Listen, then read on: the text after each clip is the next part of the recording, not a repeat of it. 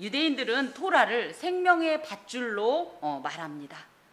토라를 충실하게 붙잡고 계명을 준행하면 살 것이고, 토라의 귀를 기울이지 않고 밧줄을 놓아버리면 곧 죽게 되기 때문입니다. 그런 의미에서 율법, 즉 토라는 악으로부터 우리를 보호하여 그릇된 선택을 하지 않도록 돕기 위한 것입니다. 그에 따른 어떤 보상과 처벌을 26장에 하나님께서 기록하고 계십니다. 무섭게도 이 보상과 처벌의 원인인 순종과 불순종은 우리의 선택이라는 거죠. 그래서 우리가 이 율법에 대해서 이 현대 사회에서 어떻게 적용할 것인가를 고민하면서 칼빈 선생은 이것이 율법의 제3사용이다 이렇게 말을 하며, 지금은 이 율법을 준행하면 살고 이 율법을 준행하지 않으면 죽는다의 개념보다는 성화의 도구로 우리의 삶이 점점 하나님을 닮아가는 하나님 나라로 향하게 하는 어떤 성화의 도구로 매우 유익하다 이렇게 결론을 내리기도 합니다.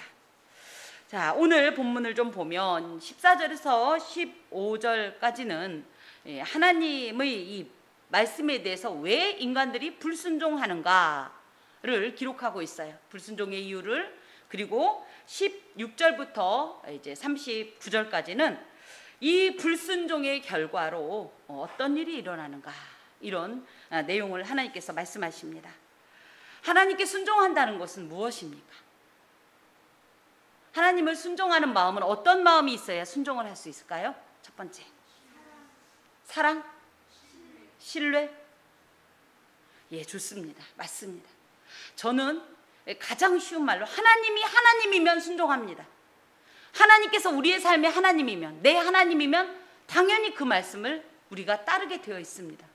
왜냐하면 이것은 하나의 언약의 관계로서 하나님께서 내가 너를 애굽에서 인도한 하나님이다, 그리고 너를 백성 삼았다, 자녀 삼았다라는 이 언약의 관계라는 측면에서 볼 때 내 입장에선 그래요, 맞아요. 당신은 나에게 하나님이십니다. 나를 구원하신 분이십니다. 나를 보호하시는 분이십니다. 나를 도우시는 분이십니다. 나를 인도하시는 분이십니다라는 하나님에 대한 고백이 있는 어떤 상태 내지는 그 결과가 바로 순종이라는 거죠. 그래서 하나님께 순종하는 자는 하나님을 경외합니다. 두렵고 떨림으로 섬깁니다. 또 하나님을 하나님으로 인정합니다. 비록 내 생각과 내 방법과 내 요구와는 대치되는 상황이라 할지라도 하나님을 하나님으로 인정하기 때문에 당연하죠. 하나님이 옳습니다라는 고백 가운데 하나님의 뜻을 따르게 되어 있습니다. 또 하나님께 순종하는 자는 철저히 하나님을 의지합니다. 나를 보면 내가 얼마나 무능한 존재입니까? 얼마나 사실 어리석습니까? 연약합니까? 그렇기 때문에 내겐 하나님밖에 없습니다 라고 하나님을 의지하고 그 어떤 하나의 우리의 이 마음의 이 걸음이 순종으로 향하게 되는 거죠. 철저히 하나님 중심의 삶을 사는 것이 순종입니다. 반면 불순종은 이 모든 것을 다 뒤집는 겁니다. 그래서 교만이라는 말씀도 있다가 하나님께서 하시는 것을 이제 우리가 듣게 될 텐데, 결국은 하나님이 더 이상 하나님이 아닐 때 우리는 불순종하게 되어 있습니다. 그럼 그때 불순종하는 내게 하나님은 과연 누구일까? 바로 나입니다. 죄가 어떻게 시작이 돼요? 하나님과 같이 되고자 할 때, 내가 하나님의 자리에 앉게 될 때 죄가 시작됐습니다. 앉으려고 할 때. 그렇기 때문에 불순종의 마음 가운데 가장 기본적으로는 뭐다? 더 이상 하나님 당신을 당신으로 인정하지 못합니다. 저는 하나님이 하나님이라고 인정 못하겠습니다. 그러므로 내가 알아서 하겠습니다. 의지하지 않습니다. 당신과 동행하기 거추장스럽습니다. 내 인생은 나의 것이고 내 결정을 내가 하겠습니다 라는 어떤 행동이 바로 불순종이라는 겁니다. 그래서 여기에 보면 너희가 내게 청종하지 아니하여 이 모든 명령을 준행하지 아니하며, 즉 불순종하는 마음이 뭐냐를 15절에 말씀하고 계신데, 내 규례를 멸시하며 마음에 내 법도를 싫어하며 내 모든 계명을 준행하지 아니하는 이 마음이 뭐냐면 나와의 언약을 배반하는 마음이다. 내가 네 하나님이고 네가 나의 백성, 나의 자녀라는 이 언약을 네가 외면하기 때문이고 부정하기 때문이고 거부하기 때문에 불순종의 행동이 일어난다. 이렇게 말씀하십니다. 하나님의 율법을, 하나님의 말씀을 저희가 준행하지 않는 것이 뭐 그리 대단하다고 사람이 이렇습니다. 저희도 그렇지 않습니까? 자녀에게 무슨 말을 해요?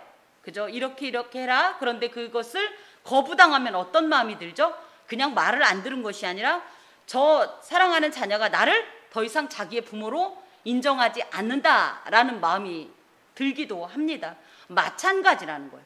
하나님께서 일껏 힘을 써서 말씀하셨는데 이 말씀을 거부한다는 것은 즉 당신은 더 이상 내게 하나님이 아닙니다 라는 말로 하나님의 율법을 거부한다는 것은 하나님을 거부하는 거고 하나님에 대한 멸시의 마음이고 경멸의 태도가 바로 불순종이다.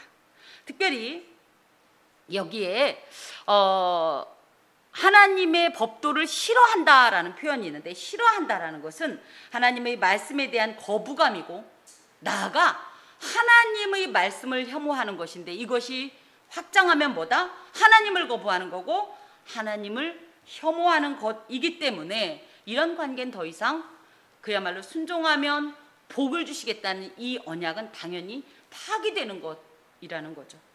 불순종은 특히 우리는 그냥 단순히 무언가를 하지 않는 정도가 불순종인가 보다라고 생각할지 모르지만 하나님의 말씀과 명령을 멸시하고 방금 말씀드린 대로 내가 하나님이 되어서 내 육체를 신뢰하고 내 결정을 따르는 것, 이 교만의 발로로서 나오는 것이 불순종으로서 이것은 마치 누구와 닮았냐? 마귀와 닮았다. 하나님을 대적하고 이런 불순종은 하나님을 대적하고 사단을 추종하는 것으로 그 대가는 뭐냐? 단순히 언약의 파기를 넘어서 저주입니다. 저주가 뭡니까? 1차적으로는 오늘 주시는 이런 말씀 하나님의 재앙일 수 있지만 이것은 나아가서 진노로 인한 인생의 파멸이요 영멸이 됩니다. 특별히 이 오늘 본문에서도 여러 번 확인하게 되겠지만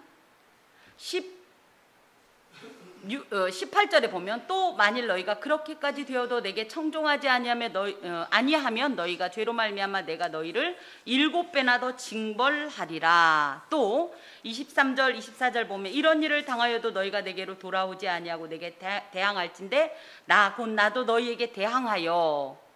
이런 모든 것을 볼 때 하나님은 이런 어떤 하나님과의 언약의 관계를 유지하는 어떤 중요한 이 기준을 우리의 하나님의 말씀에 대한 반응 여부에 따라서 결정한다는 거죠.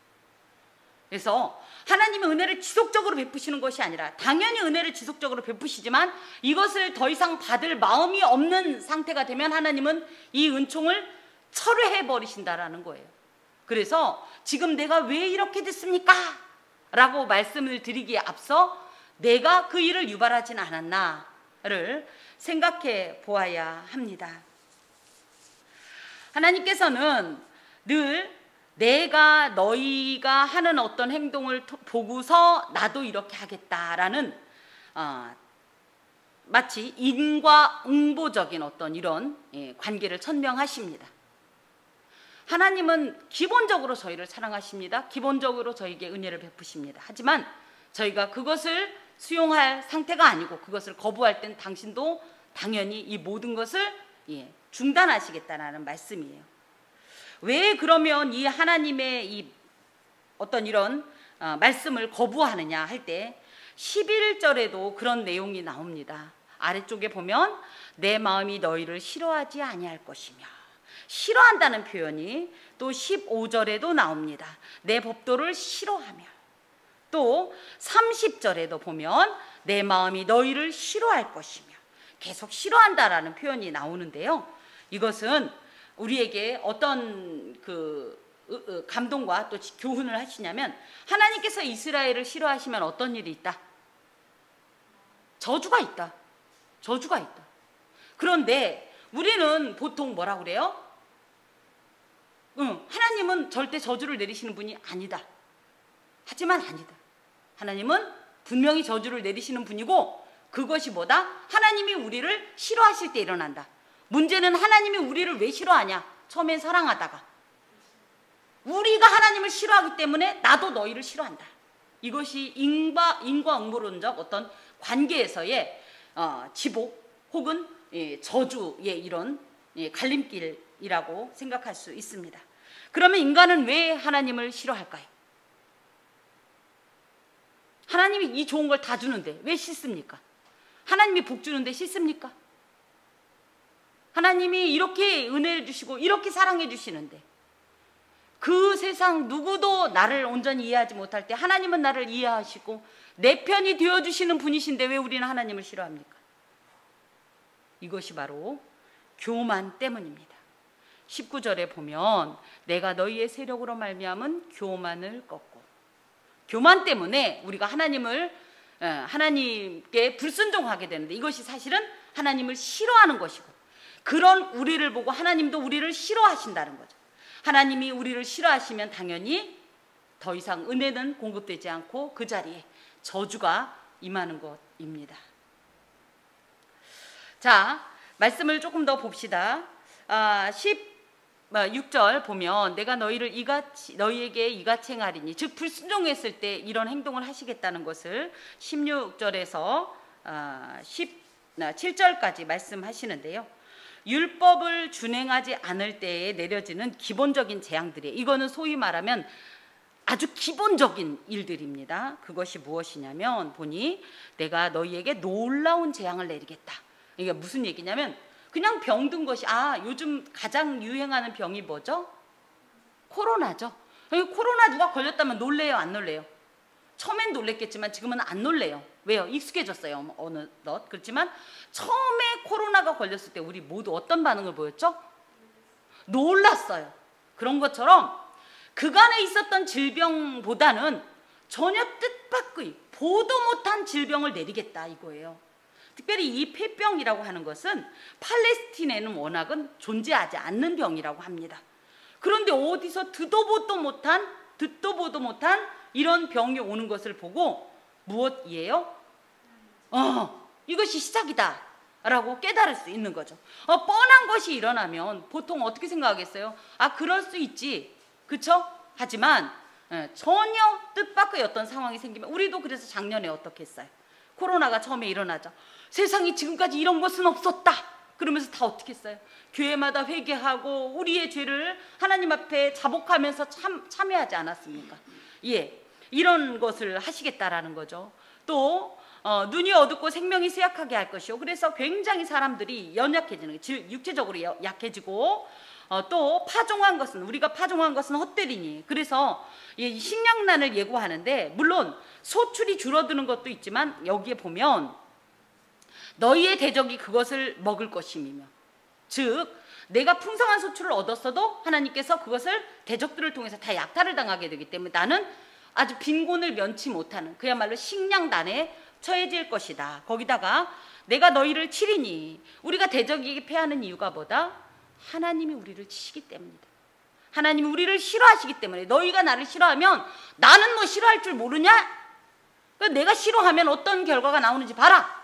그것이 이런 건데, 대적이 우리를 친다. 그래서 대적에게 우리가 패하게 될 것이다. 그런데 우리가 8절에 보면 뭐라고 그랬어? 우리 5이 100을 쫓고 우리 100이 만을 쫓는 이런 역사를 허락하시겠다고 했지만, 거꾸로 이 대적들이 도리어 대적 5이 100을 쫓고 우리 100을 쫓고, 또 대적 100이 우리 만을 쫓는 이런 역사가 일어날 거다. 그래서 계속적으로 여기저기 도망다니게 되는 이런 신세가 될 것이다.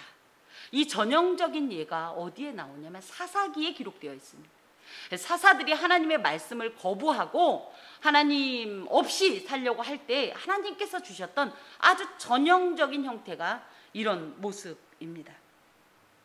자, 두 번째 보면 18절부터 자 20절까지 만일 그렇게 했는데도 너희가 놀라서 돌아오지 않고 계속 그 고집을 부리면, 계속 불순종하면 어떤 일이 있냐 이제 보면 자 극심한 가뭄이 있을 거다. 하늘을 철과 같게 하며 너희 땅을 놋과 같게 하리니 수고가 헛돼서 땅이 소산물을 내지 않고 열매를 내지 않으리라. 그래서 뭐예요? 실제적인 가뭄인데 하늘이 철과 같고 땅이 놋새 같으면 당연히 그쵸? 소산물은 없게 되죠. 이것은 하나님께서 애초에 이 세상을 창조하셨을 때 우리에게 주셨던 말씀이 뭐예요? 그렇죠.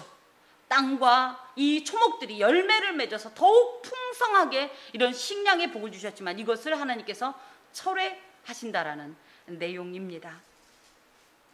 특별히 4절에 보면 어떤 약속이 되어 있었냐면 철 따라 비를 주시고 땅은 그 산물을 내고 밭의 나무의 열매를 풍성히 따먹는 이 복을 철회하시겠다.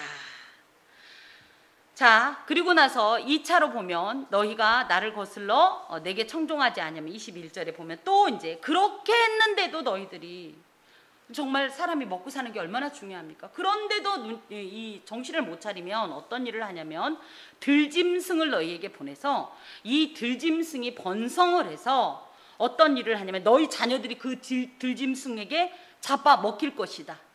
그리고 너희 가축들도 다 잡아먹을 것이다.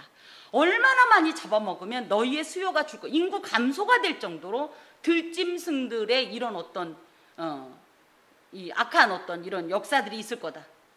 그래서 심지어는 너희의 길들이 황폐한다는 것은 도로에 다니는 사람이 없어서, 우리가 사실 그래요. 시골길에도 잘 안 다니는 길에는 어떤 일들이 있죠? 풀들이 수북하죠. 그렇게 만들어 버리겠다라는 거예요. 자, 허리를 펴시고 하나님의 말씀을 집중하여 들읍시다. 자, 이것은 6절에 보면 어떤 말씀을 해주셨냐면 사나운 짐승을 그 땅에서 제할 것이요. 원래 그 땅에 사나운 짐승들이 있었는데 이 사나운 짐승이 우리 하나님의 사랑하는 언약 백성을 해할까봐 하나님이 이들을 다른 곳으로 서식지를 옮기시겠다는 약속을 하셨는데 이걸 안 하겠다 이거예요. 우리가 얼마나 연약한지, 사람이 다 할 수 있는 것 같지만 사실은 얼마나 연약한지, 이런 들짐승에 의해서도 그 수가 감소될 정도로 그렇게 연약한 존재인데 지금까지 이것이 가능했던 것은 하나님께서 특별한 은혜를 베푸셨기 때문이다. 그런데 너희들이 이 말을 듣지 않으면 나는 거기에서 손을 떼겠다, 이런 말씀이에요. 자 23절 보니까 이런 일을 당하여도 너희가 내게 돌아오지 않고 내게 대항하면 나도 너희에게 대항하겠다. 아까도 말씀드린 것처럼 너희들이 그렇게 나를 싫어하고 내게 불순종하면 나도 똑같이 대하겠다. 그러면서 어떤 말씀을 하시냐면 내가 칼을 너희에게로 가져다가 언약을 어긴 원수를 갚을 것이며, 하나님은 복수할 줄 모르는 게 아니라 하나님도 너희의 마음 그대로 복수할 수 있다. 그러면서 복수의 칼날을 예고하시는데 이것은 계약 위반에 대한 그래서 여기에 보면 언약을 어긴 원수라는 표현을 합니다. 우리가 하나님께 원수입니까? 그런데 세상에 이 사랑받는 자녀의 신분에서, 그 보호받던 이 보장된 백성의 신분에서 언약을 어긴 원수의 신분으로 이 불순종이 우리를 전락하게 만드는데 하나님은 이 원수를 갚으시겠다는 거예요. 그것이 대적들의 침략입니다. 지난주에도 말씀드린 것처럼 이스라엘은 지정학적 위치가 어떠냐면 그래서 이 지중해 연안에 있는 어떤 이런 작은 도시 국가처럼 작지요.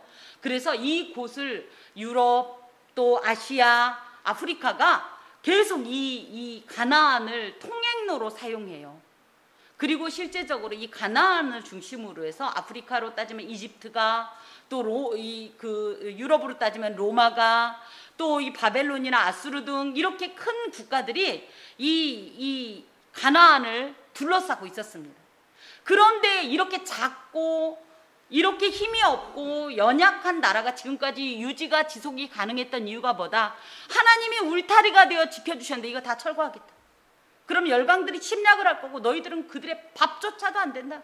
지금 이런 말씀이에요. 거기에다가 연병이 있을 것이고 또 의뢰하는 양식, 그래서 그나마 먹을 것이라도 좀 있으면 참겠는데 어떤 비참한 상황이 생기냐면 10 여인이 한 화덕에서 10명의 여인이 빵을 굽는데 10명의 여인이면 적어도 한 사람당 하나씩 화덕을 가지고 거기서 떡을 굽는 것이 당연한 건데, 기본인데 10명의 여인이 빙 둘러서 한 화덕에 앉아서 우리 삼겹살 구워 먹을 때 말이에요. 10명이 모였으면 하나 갖고 돼요? 불판 하나 갖고 돼요? 예. 그죠? 적어도 3개? 예. 그런데 이 10명의 여인이 딱 한 불판에 모여서 그러면서 떡을 굽는데, 이 떡이라도 실컷 먹을 수 있으면 좋겠는데 그게 아니라 어떻게 하냐면 저울에 달아서 배급해 주겠다는 거예요. 이 배급받는 식량이 얼마나 양에 차지 않는지, 그 배부르지 않은 이런 극심한 식량난을 겪게 된다라는 거죠. 27절에 보니까 그런데도 너희가 내 말을 듣지 않고 대항할진대, 아주 극단적인 상황이 생기는데 뭐냐면 너희가 아들의 살을 먹을 것이요 딸의 살을 먹을 것이며. 세상에 이것이 동족 상단의 비극이 아니고 뭡니까? 인육식이라는 최악의 상황. 그런데 이것이 그냥 여기에서 그치고 만 것이 아니라 열왕기하 6장에 보면 실제적으로 그때 이런 일들이 있었어요. 와우. 자, 그러면서 30절에 보니까 내가 너희의 산당들을 헐고 너희의 분향단들을 부수고, 지금은 산당이 없지만 하나님은 이미 보시는 분이기 때문에 이 산당에 대해서 말씀하십니다. 이 산당이 어떻게 생겼냐면, 처음에는 이스라엘 백성들이 처음에 들어갔을 때 성전이 없었죠. 그러다 보니까 자기들끼리 하나님을 나름 경배하느라고, 왜냐면 가나안에 들어가, 지금은 진영 안에 같이 있으니까 함께 이 성막을 사용하지만 그럴 수 없어서 각각의 이 자리로 흩어지면서 나름대로 하나님을 섬기겠다고 만든 것이 산당이에요. 그런데 이들이 이 종교적으로 타락하면서 이방의 우상들을 섬기는 어떤 이런 매체로 사용하게 됩니다. 그러자 하나님께서는 그것을 회파하시겠다라는 말씀이십니다. 거기다가 너희의 시체들을 부서진 우상들 위에 던지고, 우상들은 실제적으로 힘을 갖지 않습니다. 거짓이고 가짜입니다. 심지어 우리가 만든 존재예요. 굳이 얘기하면 우상은 신이 아니라 우리의 피조물입니다. 그런 우상들이 이제 부서졌다라는 것은 아무런 힘이 없는 이런 우상들 위에 너희의 시체, 그래서 얼마나 이 모든 것들이 무가치하고 헛된지 그것을 보여주기 위해서 하나님께서 이런 행동을 하시겠다라고 말씀하십니다. 특히 이것은 종교적으로 얼마나 타락했는지, 그래서 그 종교적인 타락에 대한 심판을 겸한다고 우리가 볼 수 있습니다. 내가 너희의 성읍을 황폐하게 하고 너희 성소들을 황량하게 해서 너희의 향기로운 냄새를 내가 황무하지 않을 것이다. 예배 거부. 나 니네들 예배 거부하겠다. 받지 않겠다. 그래서 더 이상 예배 드릴 수 있는 성소를 내가 다 문을 닫아 걸겠다. 이런 내용이 어디에 나오냐면 사실은 말라기에 나오죠. 누가 이 예배를 드리지 못하게 좀 해라. 이런 표현이 나옵니다. 또 사실은 이 호세아서에 보면 아주 또 더 이 하나님의 이 절절한 가슴을 표현하고 있는데요. 이런 행동을 하시겠다라는 거예요. 작년에 우리가 코로나 상황이 있어서 비대면 예배로 전환될 때 많은 어떤 하나님의 선지자들이 이런 표현을 썼습니다. 하나님께서 우리의 예배를 거부하시는 것이 아니냐. 우리가 얼마나 예배를 하나님 앞에 온전히 드리지 못하면 하나님이 성전문을 닫아 거시겠냐. 이러면서 자탄의 기도를 했던 기억이 납니다. 우리가 이런 말씀을 드리면서 지금이 언제쯤일까 생각해보면 우리는 이미, 그쵸?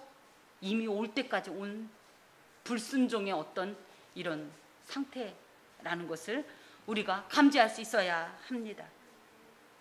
그러면서 그 땅을 황무하게 해서 거기 거주하는 너희의 원수들이 그것으로 말미암아 놀랄 것이며, 이건 뭐냐면 원래는 이스라엘 백성들이 뭐예요? 여리고 성이 이스라엘 백성보다 훨씬 더 강력한 성이었음에도 불구하고 라합의 말에 따르면 어때요? 이 보잘것없는 불황아 집단 같은 이스라엘 사람들을 보고 가나안의 첫 성인 여리고 사람들이 다 벌벌벌 떨었다고 그랬어요. 그 정도로. 그러면서 뭐예요? 저 백성은 다르다. 저 백성을 돌보시는 신 때문에 저 백성은 특별하다. 이렇게 생각을 했는데 많은 민족들이 왜 놀래냐? 그랬던 그 백성이 왜 이 꼴이 됐냐? 그렇게 아름답던 땅이 왜 이렇게 황폐화가 됐냐? 하면서 사람들이 오히려 안타까워하기보다는 비난하는 거죠. 우리도 마찬가지입니다.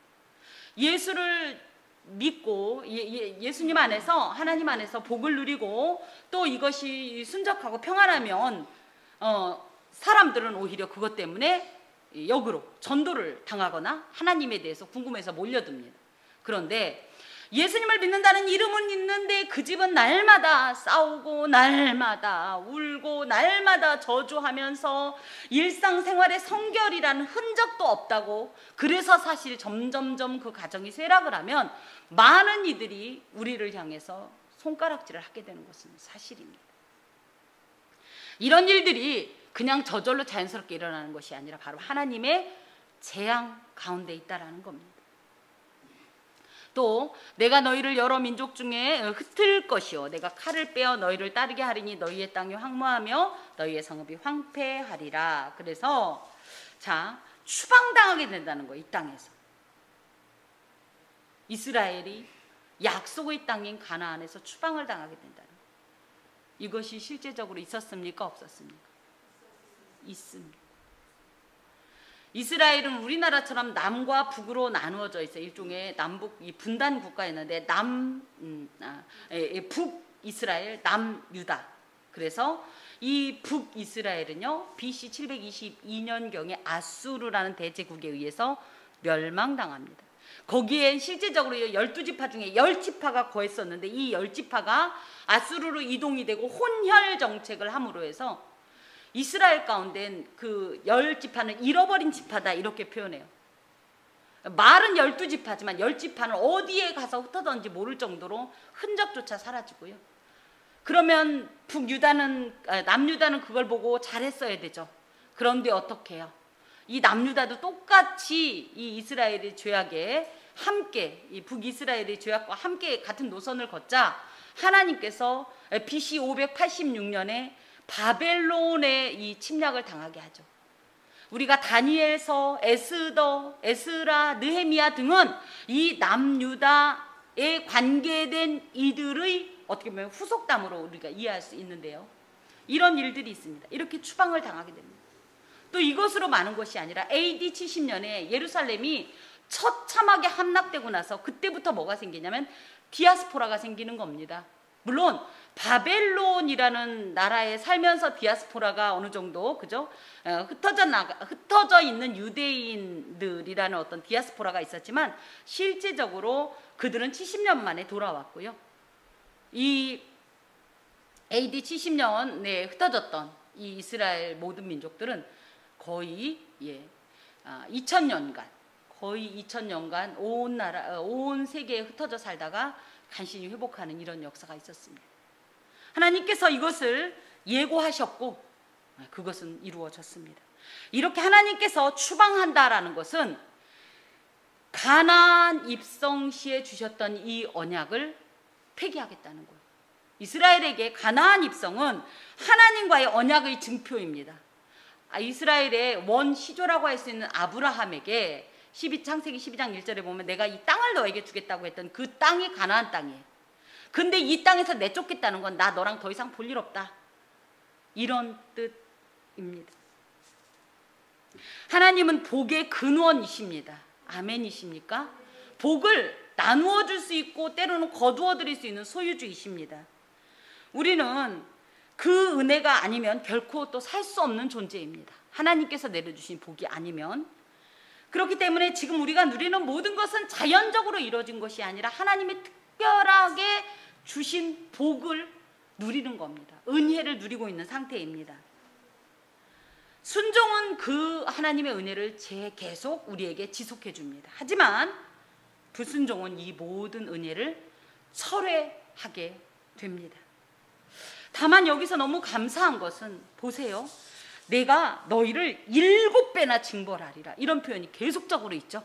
그래서 워낙 기본적인 재앙이 있고 1차, 2차, 3차, 4차까지 재앙이 계속적으로 점점점 강해지고 점층이라고 그러죠. 그래서 요만큼 있는 곳에 이거 없어지고 그 다음 거가 아니라 있는 상태에서 더해지는 어떤 재앙이 임하고 있는데 재앙이 이렇게 임하고 있는데도 불구하고 놀랍게 아직도 그러니까 7배나 더한다는 것은 완벽하게 징벌한다는 뜻이거든요. 완벽하게 했으면 그 다음에 없어야 되잖아요. 그런데도 또 그런데도 또 할 수 있는 게 또 남아있고, 그런데도 또 7배나 징치할 일이 더 남아있다는 건 하나님께서 얼마나 참으시면서, 그래서 마치 그 여러 겹으로 있는 어떤 재앙의 층이라고 할 때, 그죠? 이 층을 한 번에 확, 7배라는 것은 한 번에 확 다 쏟아버리겠다는 뜻인데, 그렇지 않으시고 말씀을 한 번에 확 하시겠다고 해놓고 한 겹씩 한 겹씩 지금 거두시는 그런 입장이십니다. 왜요? 이 은혜가 아니면 얘네들은 결코 살 수가 없기 때문에, 그 중에도 하나님은 사랑을 이행하고 계시다라는 거죠. 특별히 징벌한다라는 표현이 있는데, 우린 징벌, 그러니까 혼난다는 뜻으로만 알고 있는데, 이 원어상으로는 야사르라는 말로 훈육한다는 뜻이에요. 훈계하여서 잘 교육한다, 잘못된 것을 잘 바로잡겠다, 이런 뜻입니다. 그런 의미에서 아까도 말씀드린 것처럼 하나님이 심판을 하시려면 처음부터 7배까지 이런 거 할 필요도 없다라는 거예요. 그렇죠? 우리의 반응 따윈 살필 필요도 없어요. 불순종하면 저주? 그랬으면 그냥 이행할 수도 있는데, 하나님은 계속적으로 제발 내가 이렇게까지 하는데 안 돌아올 거니? 내가 이렇게까지 하는데 아직도 고집을 부릴 거니?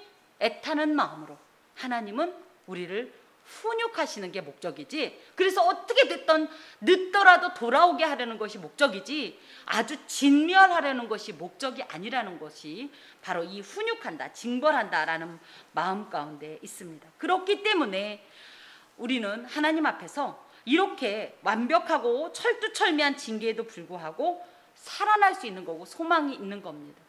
놀랍게도 이스라엘이 이렇게 추방을 당했으면 끝내야 되는데 어떻게 되죠? 다시 돌아오는 은총을 입게 되는 겁니다.